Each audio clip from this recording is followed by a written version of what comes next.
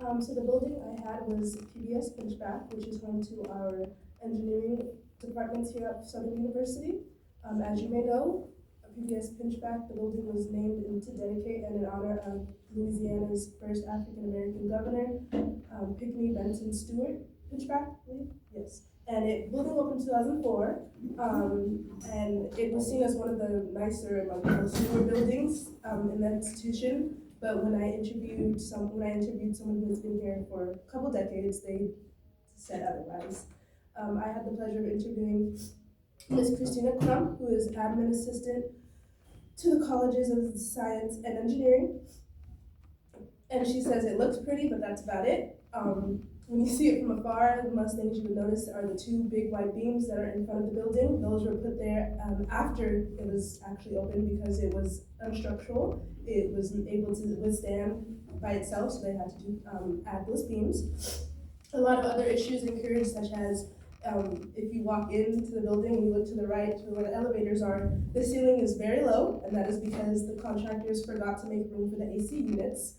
The contractors who were initially on the building ended up doing such a horrible job that Southern sent them out, and when they brought in a different contractor by the nickname of Cowboy, he cursed the entire time and claimed that he hated the previous contractors.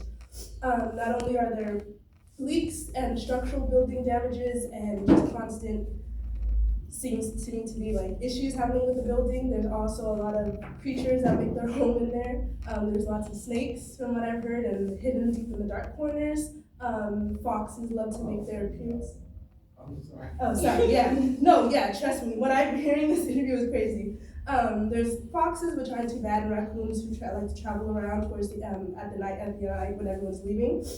But for the most part, one story she did bring to light was the dean of the college, or the dean of that college, his wife left crackers open overnight, and the next morning they were gone. So that they narrowed it down to it being rats. And she said she hasn't seen any, but she definitely believes there are some there. Sorry. On the fourth floor, it currently goes unused because there's lots of birds that love to make their way into the building, and they love to leave behind, remnants of them being there. So a lot of the utilities and a lot of the instruments that are on the fourth floor are unable to be used. But she did also highlight some good aspects of it. Ms. Christina Crump, she was with the engineering department before they moved into the Pinchback building when it was in the previous building. And so she has seen many come and go, but she says that the Pinchback building and all of the College of Mechanics as well also just brings back the ideal of family. She remembers having, she remembers having Thanksgiving and Christmas potlucks, birthday gatherings, and just such things like that. And she wanted to make it known that although that, on the outside, even though it looks nice and it may have issues on the inside, it does have a good home and a heart. She also recalled when she first moved into Pinchback, when it was new and hopeful. She moved there, it was new, full of hope and community. So yes, Pinchback isn't perfect. It leaks, it cracks, it sometimes surprises people with a snake or two, but it also carries the weight of people's lives, their friendships, their hard work, and their memories. Buildings don't define history, people and their stories do.